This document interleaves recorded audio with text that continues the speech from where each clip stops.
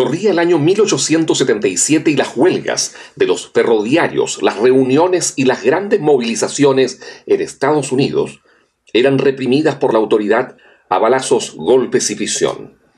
En 1880 quedó conformada la Federación de Organizaciones de Sindicatos y Trade Unions. En 1984 se aprobó una resolución para establecer a partir del 1 de mayo de 1886, mediante la huelga general en todo Estados Unidos, las 8 horas de trabajo. Esto despertó un interés y un apoyo generalizado, ya que por aquella época el horario de trabajo obligatorio era de 10, 12 o 14 horas diarias normalmente. De estas jornadas tampoco estaban excluidos las miles de niñas, ni por supuesto las mujeres a quienes se les pagaba salarios inferiores, sin mencionar que de por sí los salarios eran muy bajos y las condiciones de trabajo insalubres. La efervescencia fue tal en todo Estados Unidos que los sindicatos y las trade unions aumentaban geométricamente. En 1885 volaba de mano en mano entre los trabajadores norteamericanos una octavilla que decía: un día de rebelión, no de descanso.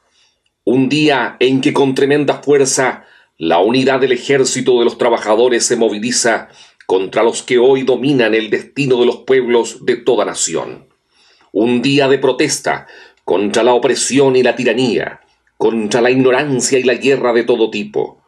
Un día en que comenzar a disfrutar 8 horas de trabajo, 8 horas de descanso y 8 horas para los que nos dé la gana.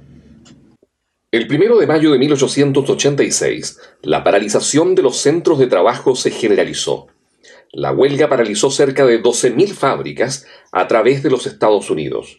En Detroit, 11.000 trabajadores marcharon en un desfile de 8 horas. En Nueva York, una marcha con antorchas de 25.000 obreros pasó como un torrente de Broadway a la Union Square.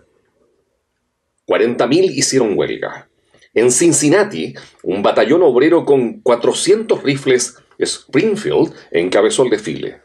En Louisville, Kentucky, más de 6.000 trabajadores negros y blancos marcharon por el Parque Nacional violando deliberadamente el edicto que prohibía la entrada de gente de color.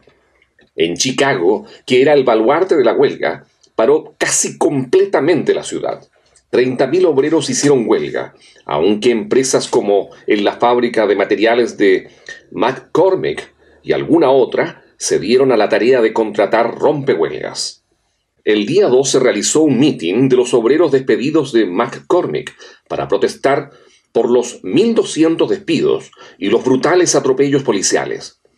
Mientras Spies dirigía su discurso a un grupo de 6.000 a 7.000 trabajadores, unos cuantos centenares fueron a recriminar su actitud a los obreros sustitutos que en ese momento salían de la planta.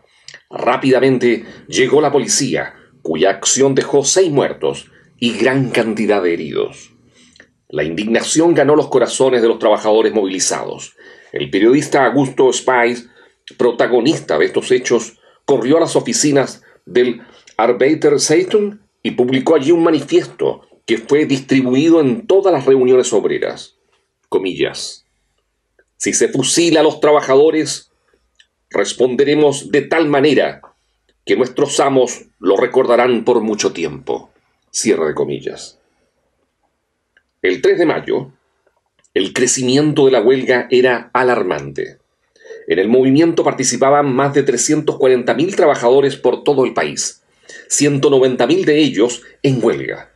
Solo en Chicago, 80.000 hacían huelga.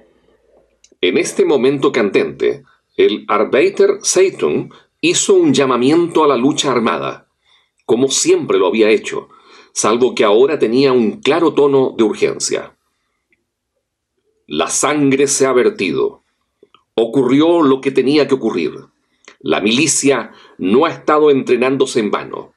A lo largo de la historia, el origen de la propiedad privada ha sido la violencia. La guerra de clases ha llegado. En la pobre choza, mujeres y niños cubiertos de retazos lloran por marido y padre. En el palacio hacen brindis con copas llenas de vino costoso, por la felicidad de los bandidos sangrientos del orden público. Séquense las lágrimas, pobres y condenados. Anímense, esclavos, y tumben el sistema del latrocinio, decía el periodista. Los hechos se continuaron sucediendo, esta vez con una convocatoria a una reunión popular en la plaza de Haymarket para la noche del 4 de mayo. Preocupados por la posibilidad de una emboscada, los organizadores escogieron un lugar abierto y grande con muchas rutas de escape. Después de una reñida disputa reiteran su llamamiento a un mitin armado y en su lugar convocan a una reunión con el mayor número de asistentes posible. El 4 de mayo, todo Chicago está en huelga. Por la mañana, la policía se había enfrentado con una columna de 300 trabajadores. Sin embargo, al atardecer, el mitin había convocado a unas 3.000 personas que escucharon atentamente los discursos de sus dirigentes. Luego, comenzó a llover y todos comenzaron a volver a sus casas. Sin embargo, repentinamente, cuando solamente quedaban 200 asistentes, un destacamento de 180 policías fuertemente armados se presentó y un oficial ordenó dispersarse, a pesar de tratarse de un mitin legal y pacífico. Cuando el capitán de policía se volvió para dar las órdenes a sus hombres, una bomba estalló en sus filas. La policía transformó a Haymarket en una zona de fuego indiscriminado, descargando salva tras salva contra la multitud, matando e hiriendo a 200. En el barrio reinaba el terror. Las farmacias estaban apiñadas de heridos. 7 agentes murieron, y la mayoría a causa de balas de armas de la policía. Como consecuencia directa, se clausuraron los periódicos comprometidos con el movimiento sindical, se allanaron las casas y locales obreros, y los mitines fueron prohibidos a lo largo y ancho de todo el país. Los medios de comunicación oficiales se abalanzaron contra todo lo que tuviera signo de revolucionario o subversivo, llamando a castigar severamente a los que subvertían el orden público con la horca y el patíbulo.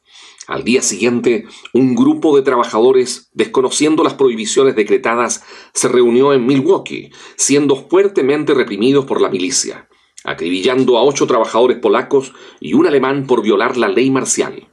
En Chicago, cientos de detenidos abarrotaron las cárceles, arrestaron a todo el equipo de imprenta del Arbeiter Zeitung y la policía detuvo a 8 anarquistas: George Engels, Samuel Fielden, Adolf Fischer, Louis Ling, Michael Shaw, Albert Parson, Oscar Niebuhr y Augusto Spies, los que fueron sometidos a proceso judicial.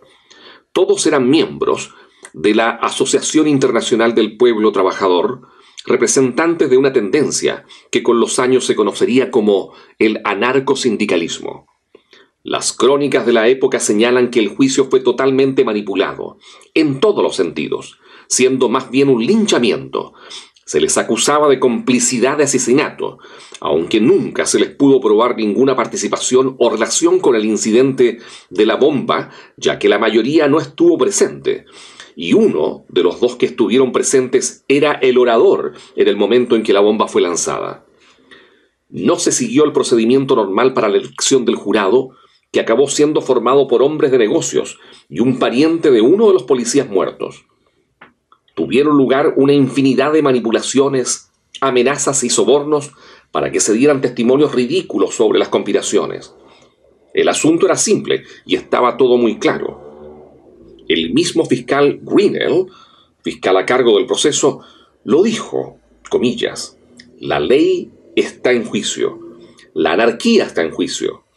El gran jurado ha escogido y acusado a estos hombres porque fueron los líderes. No son más culpables que los miles que los siguieron. Señores del jurado, condenen a estos hombres, denles un castigo ejemplar, ahórquenlos y salven nuestras instituciones, nuestra sociedad. Todos fueron encontrados culpables y sentenciados a muerte, a excepción de Oscar Niebuhr, condenado a 15 años de prisión. Augusto Spies, nacido en Alemania en 1855, orador ardiente, señaló: hemos explicado al pueblo sus condiciones y relaciones sociales. Hemos dicho que el sistema del salario como forma específica del desenvolvimiento social habría de dejar paso por necesidad lógica a formas más elevadas de civilización. Al dirigirme a este tribunal, lo hago como representante de una clase enfrente de los de otra clase enemiga. Podéis sentenciarme, pero al menos que se sepa que en Illinois 8 hombres fueron sentenciados a muerte por creer en un bienestar futuro, por no perder la fe en el último triunfo de la libertad y la justicia. Y concluyó sus palabras señalando: mi defensa es vuestra acusación. Las causas de mis supuestos crímenes, vuestra historia, ya están aquí. Hoy he expuesto mis ideas. Constituyen parte de mí mismo, y si pensáis que habréis de aniquilar estas ideas, que día a día ganan más y más terreno, si una vez más ustedes imponen la pena de muerte por atreverse a decir la verdad y los retos, les ruego que me demuestren que he mentido. Si la muerte es la pena por declarar la verdad, pues pagaré con orgullo y desafío el alto precio. Llamen al verdugo. Albert Parson, nacido en Estados Unidos en 1848, por su parte señaló: yo como trabajador he expuesto lo que creía justos como clamores de la clase obrera. He defendido su derecho a la libertad y a disponer del trabajo y de los frutos del trabajo. Yo creo que los representantes de los millonarios de Chicago organizados os reclama nuestra inmediata extinción por medio de una muerte ignominiosa. ¿Y qué justicia es la vuestra? Este proceso se ha iniciado y se ha seguido contra nosotros, inspirado por los capitalistas, por los que creen que el pueblo no tiene más que un derecho y un deber, ¿cuál es el de la obediencia? El capital es el sobrante acumulado del trabajo, es el producto del trabajo. La función del capital, continuaba señalando, se reduce actualmente a apropiarse y confiscar para su uso exclusivo y su beneficio el sobrante del trabajo de los que crean toda la riqueza. El sistema capitalista está amparado por la ley, y de hecho, la ley y el capital son una misma cosa. ¿Creéis que la guerra social se acabará estrangulándonos bárbaramente? Ah, no. Sobre vuestro veredicto quedará el del pueblo americano y el del mundo entero. Quedará el veredicto popular. ¿Para qué decir que la guerra social no ha terminado por tan poca cosa? George Engels, nacido en Alemania en 1836, señaló: ¿por qué razón se me acusa de asesino? Por la misma que tuve que abandonar Alemania, por la pobreza, por la miseria de la clase trabajadora. Solo por la fuerza podrán emanciparse los trabajadores, de acuerdo con lo que la historia enseña. ¿En qué consiste mi crimen? En que he trabajado por el establecimiento de un sistema social donde sea imposible que mientras unos amontonan millones, otros caen en la degradación y la miseria. Así como el agua y el aire son libres para todos, así la tierra y las invenciones de los hombres de ciencia deben ser utilizados en beneficio de todos. Vuestras leyes están en oposición con las de la naturaleza y mediante ellas robáis a las masas el derecho a la vida, la libertad y el bienestar. Yo no combato individualmente a los capitalistas, combato el sistema que da privilegio. Mi más ardiente deseo es que los trabajadores sepan quiénes son sus enemigos y sus amigos. Adolf Fischer, nacido en Alemania en 1857, explicaba su postura indicando: en todas las épocas, cuando la situación del pueblo ha llegado a un punto tal que una gran parte se queja de las injusticias existentes, la clase poseedora responde que las censuras son infundadas y atribuye el descontento a la influencia de ambiciosos agitadores. La historia se repite. En todo tiempo, los poderosos han creído que las ideas de progreso se abandonarían con la supresión de algunos agitadores. Hoy, la burguesía cree detener el movimiento de las reivindicaciones proletarias por el sacrificio de alguno de sus defensores. Pero aunque los obstáculos que se opongan al progreso parezcan insuperables, siempre han sido vencidos. Y esta vez no constituirán una excepción a la regla. Este veredicto es un golpe de muerte a la libertad de prensa, a la libertad de pensamiento, a la libertad de la palabra en este país. El pueblo tomará nota de ello. Si yo he de ser ahorcado por profesar las ideas anarquistas, por mi amor a la libertad, a la igualdad y a la fraternidad, entonces no tengo nada que objetar. Si la muerte es la pena correlativa a nuestra ardiente pasión por la libertad de la especie humana, entonces yo les digo muy alto: disponed de mi vida.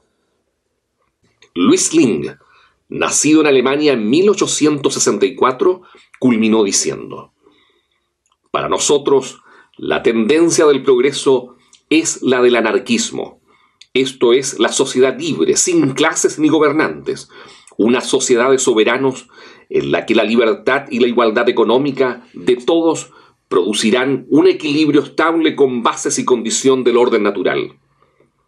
Me concedéis, después de condenarme a muerte, la libertad de pronunciar mi último discurso. Me acusáis de despreciar la ley y el orden. ¿Y qué significa la ley y el orden? Yo repito que soy enemigo del orden actual y repito también que lo combatiré con todas mis fuerzas mientras tenga aliento para respirar. Os desprecio vuestro orden, vuestras leyes, vuestra fuerza, vuestra autoridad. Ahorcadme. Posteriormente, surgió un gran movimiento en su defensa y se celebraron reuniones por todo el mundo: Holanda, Francia, Rusia, Italia, España y por todo Estados Unidos. En Alemania, la reacción de los trabajadores sobre Haymarket perturbó tanto a Bismarck que prohibió toda reunión pública. Al aproximarse el día de la ejecución, cambiaron la sentencia de Samuel Fielden y Michael Shaw a cadena perpetua. Mientras tanto, Louis Lingg apareció muerto en su celda. Un fulminante de dinamita le voló la tapa de los sesos. Sin más opciones, este fue seguramente su acto final de protesta. Al mediodía del 11 de noviembre de 1887, sus carceleros los vinieron a buscar para llevarlos a la horca.